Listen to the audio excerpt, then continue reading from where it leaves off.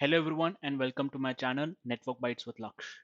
मेरा नाम लक्ष्य है और आप लोग मुझे लिंक्डइन में लक्ष्मीकांत पीएस के थ्रू कनेक्ट कर सकते हो। तो आज हम जो पढ़ने वाले हैं वो है आईपी फ्रैगमेंटेशन एंड रीअसेंबली। अब ये आईपी फ्रैगमेंटेशन और रीअसेंबली भी एक बहुत ही इंपॉर्टेंट इंटरव्यू क्वेश्चंस होते हैं। तो आपने अगर नोटिस किया हो तो मैं पिछले कुछ वीडियो से इंटरव्यू क्वेश्चंस पे ज़्यादा ध्यान दे रहा हूँ। तो ये वीडियो भी उसी पर्पज से बना हुआ है कि अगर इंटरव्यू में किसी ने अगर पूछ लिया कि एमटीयू क्या होता है और एमटीयू को कैसे फ्रैगमेंट किया जाता है और रीअसेंबली कैसे होता है, तो ये बहुत ही एक इंपॉर्टेंट वीडियो होने वाला है और बहुत ही इंटरेस्टिंग वीडियो है। तो चलो शुरू करते हैं। फ्रैगमेंटेशन और रीअसेंबली समझने के पहले हमें देखना पड़ेगा कि ये एक्चुअली हमारे IPv4 हेडर में कहाँ होता है। तो चलो IPv4 हेडर की तरफ बढ़ते हैं। IPv4 हेडर कुछ ऐसा दिखता है एंड इसमें जो फ्रैगमेंटेशन और रीअसेंबली होती है वो होती है इस पर्टिकुलर रो में, जिसमें आता है identification field, don't fragment field, more fragment field और फ्रैगमेंट ऑफसेट फील्ड। बट इनके तरफ थोड़ा जाने के पहले हमें यह जानना पड़ेगा कि MTU होता क्या है। MTU ये होता क्या है? इसका फुल फॉर्म होता है maximum transmission unit. Maximum transmission unit. तो अगर ये लेमैन टर्म में अगर मैं इसको समझाना चाहूं तो कोई भी एक डिवाइस अपने एग्जिट पोर्ट से जो मैक्सिमम अमाउंट ऑफ डेटा भेज सकता है एक टाइम में, है ना, उसको बोलते हैं MTU। तो मतलब अगर यहां पे एक राउटर है R1, है ना, और वो एक टाइम पे 1500 बाइट्स ऑफ डेटा भेज सकता है। MTU और बैंडविथ दो अलग चीज होती है, इसको कंफ्यूज ना करें। तो MTU जो है, बहुत सारे MTUs मिलकर एक बहुत ही बड़ा बैंडविथ बनता है ना।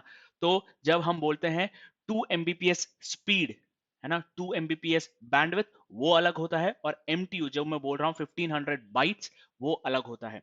तो बहुत सारे 1500 बाइट्स ऑफ इंफॉर्मेशन मिलकर एक बड़ा बैंडविथ बनेगा, है ना। तो अब वापस चलते हैं हमारे डिस्कशन पे कि MTU होता क्या है। MTU मतलब मैक्सिमम ट्रांसमिशन यूनिट।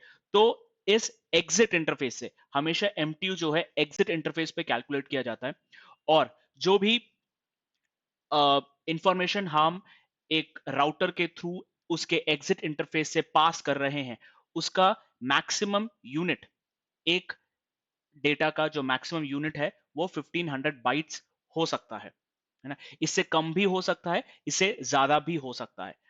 पर चलो अब हम मान लेते हैं कि यहां पर दो राउटर्स हैं, एक है राउटर R2 और एक है राउटर R1, है ना। अब R2 ने अब R2 ने R1 को 1500 बाइट्स ऑफ डेटा भेजा, है ना। तो R1 जब ये 1500 बाइट्स ऑफ डेटा एक्सेप्ट करता है, वो पूरा ये डेटा एक्सेप्ट कर सकता है। 1500 बाइट्स ऑफ डेटा ये पूरा एक्सेप्ट कर सकता है। बट अगर R1 की एग्जिट इंटरफेस पर MTU अगर 1500 बाइट्स नहीं है या फिर 1500 बाइट्स से कम है, चलो मान लेते हैं कि वो है 500 बाइट्स, तो होगा ये कि R1 इस 1500 बाइट्स को पूरा भेज नहीं सकता एक सिंगल शॉट में। तो वो क्या करेगा, उसको तीन अलग हिस्सों में बांटेगा, और उन हिस्सों को हम बोलते हैं फ्रैगमेंट्स। तो वो तीन फ्रैगमेंट्स में इस 1500 बाइट्स को डिवाइड करेगा। अब ये जाता है, समझ लेते हैं, R3 के पास, है ना। अब R3 को कैसे पता पड़ेगा कि ये तीन 500 बाइट्स ऑफ फ्रैगमेंट्स जो हैं एक सिंगल बाइट है, 1500 बाइट्स का एक सिंगल बाइट है, ये R3 को कैसे पता पड़ेगा? क्योंकि R3 के पास तो ये तीनों अलग अलग फ्रैगमेंट्स बन के आ रहे हैं। तो R3 को कैसे पता पड़ेगा कि ये सभी 500 बाइट्स जो हैं, अगर उसको वो एक साथ इकट्ठा करता है तो एक पूरा 1500 बाइट्स ऑफ डेटा उसको मिलेगा? ये R3 को कैसे पता पड़ता है? तो वहीं पर हमारा ये आइडेंटिफिकेशन फील्ड आता है। तो जब R1 ये 500 500 500 फ्रैगमेंट्स को आगे भेजेगा, तो उसमें एक आइडेंटिफिकेशन मार्क लगा के भेजता है या फिर एक टैग लगा के भेजता है। तो वो टैग सभी फ्रैगमेंट्स में सेम होते हैं। तो चलो मान लेते हैं वो टैग हो गया ए, है ना। अब जब R3 इन सभी फ्रैगमेंट्स को रिसीव करेगा, वो ये देखेगा कि सभी में आइडेंटिफिकेशन फील्ड सेम है जो कि है ए। पर जरूरी नहीं है कि R3 को ये सभी फ्रैगमेंट्स एक सीक्वेंशियल ऑर्डर में मिले, या फिर अगर एक सीक्वेंशियल ऑर्डर में मिलते भी हैं तो पहला फ्रैगमेंट कौन सा है, दूसरा फ्रैगमेंट कौन सा है और तीसरा फ्रैगमेंट कौन सा है, इस सीक्वेंस में अगर R3 को इन सभी फ्रैगमेंट्स को एक साथ इकट्ठा करना है तो वो कैसे करेगा। वहीं पर ये offset field, fragment offset field काम आता है। तो जब R1 एक बड़े से पैकेट को डिफरेंट फ्रैगमेंट्स में भेजता है तो उन सभी में एक सेम आइडेंटिफिकेशन मार्क लगा के भेजता है, और R3 जब इन सभी डिफरेंट फ्रैगमेंट्स को जोड़ने की कोशिश करता है तो फ्रैगमेंट ऑफसेट के थ्रू वो इन फ्रैगमेंट्स को जोड़ता है और एक सिंगल 1500 बाइट्स ऑफ डेटा बनाकर उसको रीड करता है। तो ये तो चलो हो गया थियरी। अब चलो जानते हैं कि एक्चुअली में ये काम कैसे करता है। इसके थोड़ा मैथ्स के पीछे जाते हैं। तो जैसे कि चलो मान लेते हैं, है ना, तो चलो मान लेते हैं कि मेरे पास एक राउटर है R1 और उसका एग्जिट इंटरफेस का MTU जो यहां पर है वो है, चलो मान लेते हैं 324 बाइट्स, है ना। 324 बाइट्स का उसका MTU है। और ये जब भी हम ये MTU की बात करते हैं उसमें हमारा 20 बाइट्स IPv4 का पूरा हेडर भी होता है। तो अगर हम उसको सब्ट्रैक्ट करते हैं तो हमारा एक्चुअल डेटा जो है उसका साइज होता है, या फिर MTU का जो साइज होता है वो हो गया 304 बाइट्स। तो मतलब ये कि R1 का जो एग्जिट इंटरफेस है उसका MTU हो गया 304।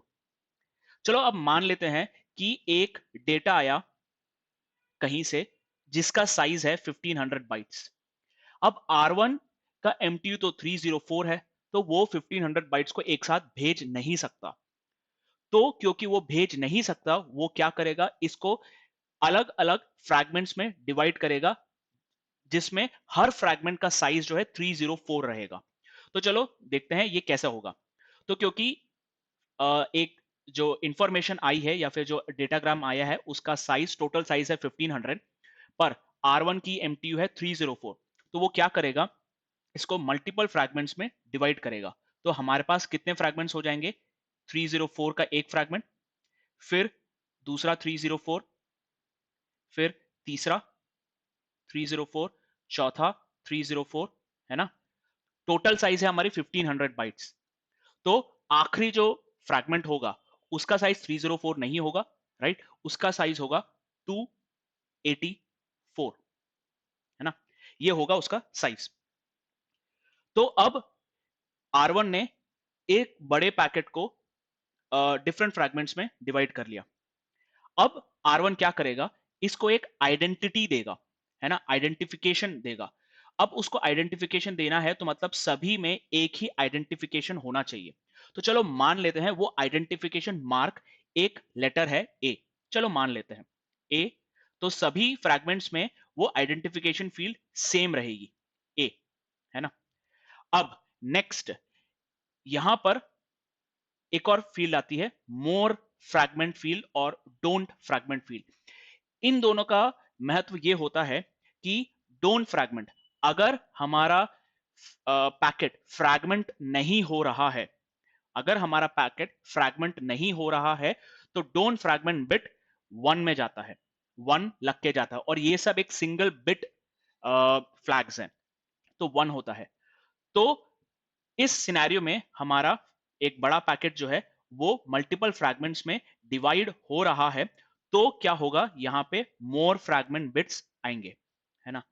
अब मोर फ्रैगमेंट बिट्स ये भी बोलता है कि क्या मेरे बाद और भी फ्रैगमेंट्स हैं या नहीं है, ये कैलकुलेशन हर फ्रैगमेंट करेगा। तो पहला फ्रैगमेंट देखते हैं, वो ये देखेगा क्या मेरे बाद कोई और फ्रैगमेंट है मतलब बहुत सारे और फ्रैगमेंट्स हैं इसके बाद। सेकेंड फ्रैगमेंट भी ये बोलेगा क्या मेरे बाद कोई और फ्रैगमेंट है, मेरे बाद कोई और फ्रैगमेंट है। फोर्थ फ्रैगमेंट भी यही डिसीजन लेगा क्या मेरे बाद कोई और फ्रैगमेंट है है। लास्ट फ्रैगमेंट ये देखेगा क्या मेरे बाद कोई और फ्रैगमेंट है या नहीं है।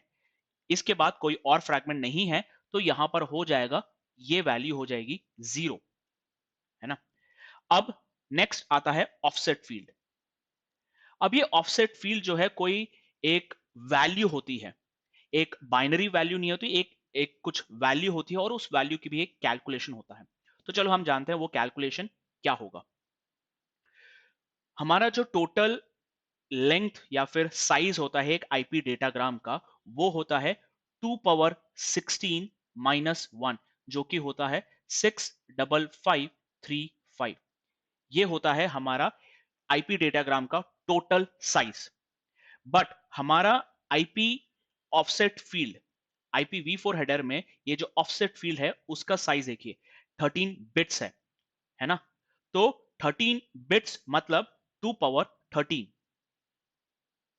अब चलो मान लेते हैं कोई एक पैकेट आया जिसका साइज 65535 है, तो ये हमारा ऑफसेट फील्ड जो कि 2 पावर 13 का है, वो एक 65535 पैकेट को कैसे डिनोट करेगा। हमारा ऑफसेट फील्ड जो है वो 13 बिट्स का फील्ड है, बट एक इंफॉर्मेशन या फिर एक डेटा आया जिसका साइज 2 पावर 16 है, तो एक 2 पावर 13 फील्ड 2 पावर 16 को कैसे डिनोट करेगा। तो हम देखें तो हमारे पास 3 बिट्स की कमी है, एक है 2 पावर 16 और दूसरा है 2 पावर 13, तो हमारे पास 3 बिट्स की कमी है। तो देखा जाए तो 2 पावर 3 = 8, हमारे पास ये हो गया। अब हम क्या करेंगे, इस 8 को इस 8 को हम ध्यान में रखेंगे। अब ये 8 कैसे काम करता है, ये जो हमारा ऑफसेट फील्ड है ये क्या बोलता है कि क्या मेरे पहले क्या मेरे पहले कोई और फ्रैगमेंट्स है या नहीं। तो हम ये देखेंगे ये ऑफसेट फील्ड हो जाता है 0। अब सेकेंड फ्रैगमेंट ये बोलता है क्या मेरे आगे कोई फ्रैगमेंट है तो उसका साइज क्या है। उसका साइज है 304 बाइट्स। तो हम यहां पे 304 बाइट्स लिखेंगे, पर ये 304 नहीं लिखा जाएगा, उसको हम डिवाइड कर देंगे इस 8 के साथ। इस 8 के साथ जब हम डिवाइड करते हैं तो हमें एक वैल्यू मिलेगी जो कि है 38। ये होगी हमारी ऑफसेट फील्ड की वैल्यू। सिमिलरली थर्ड फ्रैगमेंट ये देखेगा कि क्या मेरे आगे कितने बाइट्स ऑफ इंफॉर्मेशन है, तो वो होगा 304 प्लस 304 जो कि हो जाता है 608। इसको अगर हम 8 से डिवाइड करें तो हमें वैल्यू मिलेगी 76। सिमिलरली थर्ड फ्रैगमेंट ये देखेगा कि इसके आगे कितने बाइट्स ऑफ फ्रैगमेंट्स हैं, 304 प्लस 304 प्लस 304 जो कि वैल्यू हो जाएगी 912। इसको भी हम अगर 8 से डिवाइड करते हैं तो हमें वैल्यू मिलेगी 114। सिमिलरली आखिरी फ्रैगमेंट भी यही देखेगा कि उसके आगे कितने बाइट्स ऑफ फ्रैगमेंट्स हैं, तो वो हो जाता है 1216। इसको हम अगर 8 से डिवाइड करते हैं तो हमें वैल्यू मिलेगी 152। तो ये वैल्यू हो जाती है ऑफसेट फील्ड में। चलो, और अब हमारे पास 5 फ्रैगमेंट्स हो गए। अब R1 ने क्या किया, इन फ्रैगमेंट्स को आगे भेज दिया नेक्स्ट राउटर की तरफ। और ये ध्यान में हमेशा रखना कि हमेशा डेस्टिनेशन राउटर ही रीअसेंबली करेगा। मतलब अगर यहां पर R1 से के बीच में बहुत सारे अलग अलग अलग राउटर्स है, बट ये जो 1500 बाइट्स ऑफ डेटा आ रहा है वो नेक्स्ट राउटर के लिए नहीं है, बट लेट्स से कि एक राउटर R50 के लिए डेस्टिन्ड है ना। तो बीच में जितने भी राउटर्स हैं R2 से लेके R49 तक वो रीअसेंबली नहीं करेंगे। हमेशा डेस्टिनेशन राउटर या डेस्टिनेशन डिवाइस ही रीअसेंबली करता है।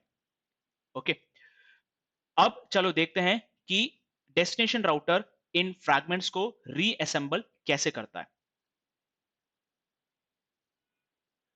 तो रीअसेंबली करते टाइम बहुत ही सिंपल चीज है, वो ये देखेगा कि जितने भी फ्रैगमेंट्स आए हैं, जितने भी फ्रैगमेंट्स आए हैं, है ना, और जिसके भी फ्रैगमेंट्स के आइडेंटिफिकेशन फील्ड में एक ही वैल्यू है, उन सबको साथ में ले लो। तो यहां पर ए ए ए ए और ए, यहां पे सभी फील्ड में ए है ना। अब नेक्स्ट वो ये बोलता है जिस भी फ्रैगमेंट्स में जिस भी फ्रैगमेंट्स में मोर फ्रैगमेंट बिट जीरो है, जिस भी फ्रैगमेंट में मोर फ्रैगमेंट बिट जीरो है, उसको आखिरी में डाल दो। जैसे ही इसको आखिरी में डाला तो भाई उसके साथ उसको उसकी ऑफसेट फील्ड भी मिल जाती है ना, उसको उसकी ऑफसेट फील्ड भी मिल गई, तो यहां पे 152 हो गया। तो ये हमको एक आखिरी फ्रैगमेंट मिल गया, इसका लास्ट फ्रैगमेंट हमें मिल गया। अब उसके बाद वो ये बोलता है कि जिस भी फ्रैगमेंट का फर्स्ट ऑफसेट जीरो होता है उसको पहले में डाल दो। जो भी फ्रैगमेंट में ऑफसेट फील्ड जीरो है उसको पहले डाल दो। तो यहां पे ये एक ऑफसेट फील्ड हो गया जीरो। अब इसमें हो गया क्या, इसका मोर फ्रैगमेंट फील्ड भी वन हो गया। तो हुआ ये हमको फर्स्ट और लास्ट फ्रैगमेंट्स मिल गए, है ना। और सभी फ्रैगमेंट्स में क्योंकि हमें बीच में यहाँ पे वन दिखेगा, क्योंकि वो सभी फील्ड्स में मोर फ्रैगमेंट बिट की वैल्यू वन होगी, है ना। अब बचा क्या कि ऑफसेट फील्ड से पता करना है कि कौन सा फ्रैगमेंट पहले आएगा या बाद में आएगा। तो जो राउटर है वो ये देखेगा कि भाई पहले जो फ्रैगमेंट आया है उसका साइज तो 304 है, तो वो ये लॉजिक लगाएगा कि कौन सा ऑफसेट वैल्यू पर अगर मैं 8 के साथ मल्टीप्लाई करूं, कौन सा फ्रैगमेंट जिसके ऑफसेट फील्ड में मैं 8 के साथ मल्टीप्लाई करता हूं तो मुझे 304 मिलेगा। क्योंकि याद रखना जब फ्रैगमेंट हो रहा था ऑफसेट फील्ड ये बोलता है कि मेरे आगे कितना बाइट्स ऑफ फ्रैगमेंट्स है, तो वो यहां पर 304 आया और उसको हमने 8 के साथ डिवाइड किया तो हमें वैल्यू आई 38। तो कौन सा वैल्यू या फिर कौन से वैल्यू पर अगर मैं 8 के साथ मल्टीप्लाई करता हूं तो 304 मिलेगा। तो वो ये देखता है 38 के साथ वो 8 को अगर मल्टीप्लाई करता है तो यहां पर उसको 304 वैल्यू मिल जाती है। सिमिलरली, ठीक है, अब क्योंकि उसको पता पड़ गया हर एक फ्रैगमेंट्स की वैल्यू 304 है, साइज 304 है, तो वो ये देखेगा नेक्स्ट ऐसा कौन सा ऑफसेट वैल्यू है जिसमें 304 प्लस 304 अगर करूं तो मुझे 608 मिलना चाहिए। वो कौन सी ऑफसेट वैल्यू है, वो ऑफसेट वैल्यू है 76। उस पर अगर मैं 8 के साथ उसको मल्टीप्लाई कर दूं तो मुझे वैल्यू मिलता है 608। सिमिलरली वो यही सेम कैलकुलेशन करेगा थर्ड फ्रैगमेंट के लिए और यहां पर उसको मिल जाएगा 140। तो ऐसे वो 5 फ्रैगमेंट्स को असेंबल कर लेता है और उनका एक सीक्वेंस बनाकर इनको जोड़कर एक सिंगल 1500 बाइट्स ऑफ डेटा बना लेता है। तो ऐसे कुछ होता है फ्रैगमेंटेशन और रीअसेंबली। तो चलो अगर हम एक और एग्जांपल देख लेते हैं जहां पर ये तो हमने देख लिया कि यहां पे जितने भी वैल्यूज हैं, जितने भी यहां पर वैल्यूज आ रहे हैं वो एग्जैक्टली डिविजिबल हैं 8 के साथ। तो ऐसा तो नहीं होगा कि हमारे पास जितने भी डेटा आते हैं वो एग्जैक्टली 8 के साथ डिविजिबल होगा। तो चलो हम मान लेते हैं कि यहां पर हम कैलकुलेशन सिंपल ही रखेंगे। यहां पर 325 है, 324 के बजाय 325 है, जिसमें से अगर हम 20 बाइट्स जो कि आईपी डेटाग्राम का लेंथ होता है उसको हम माइनस करें तो यहां पे हमें वैल्यू मिलेगी 305 बाइट्स। तो अब सेम रिक्वायरमेंट रखते हैं जहां पे 1500 बाइट्स ऑफ इंफॉर्मेशन रिसीव होता है और अब राउटर क्या करेगा, instead of fragmenting it for 304 वो अब फ्रैगमेंट करेगा 305 के बेसिस पे, है ना।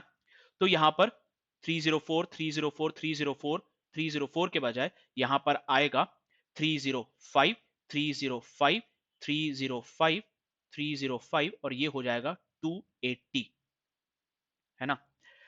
अब बाकी सभी चीज सेम रहेगा। आइडेंटिफिकेशन फील्ड सभी में एक लगा दिया। मोर फ्रैगमेंट वाला प्रोसेस भी एक ही है, वो ये देखता है कि क्या मेरे बाद फ्रैगमेंट्स है उसको 1 कर दिया। सिमिलरली सभी फ्रैगमेंट्स ने बोला कि मेरे बाद भी और फ्रैगमेंट्स हैं, तो उन्होंने एमएफ बिट को 1 कर दिया। लास्ट फ्रैगमेंट ने बोला मेरे बाद कोई भी फ्रैगमेंट नहीं है, तो उसको 0 कर दिया। अब यहां पे सिर्फ और सिर्फ चेंज होगा ये ऑफसेट फील्ड की वैल्यू। ऑफसेट फील्ड की वैल्यू भी चेंज नहीं होगी, एग्जैक्टली यही रहने वाली है। वो कैसे? अब क्योंकि 305 8 के साथ एग्जैक्टली डिविजिबल नहीं है ना? फ्रैगमेंट्स हमेशा 8 के साथ एग्जैक्टली डिविजिबल होना चाहिए।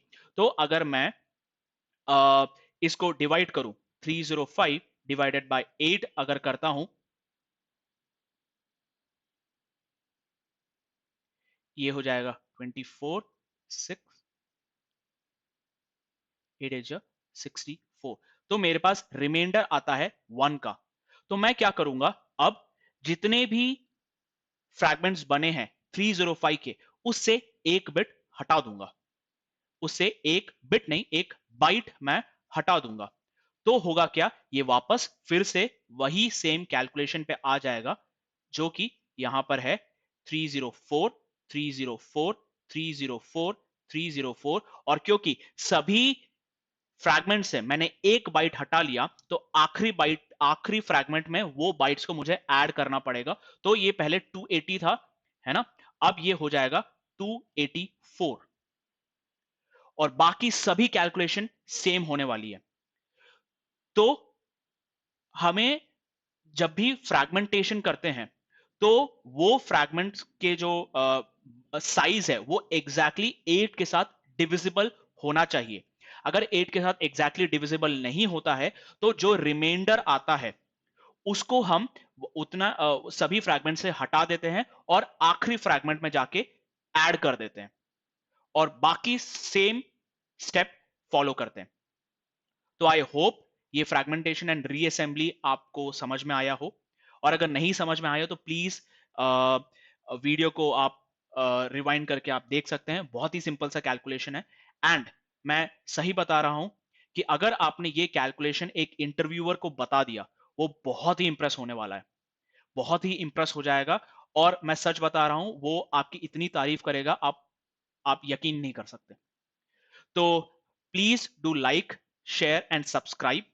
एंड ये वीडियो जितने भी लोगों के साथ आप शेयर कर सकते हो, please do share it with them. And thank you and have a great day.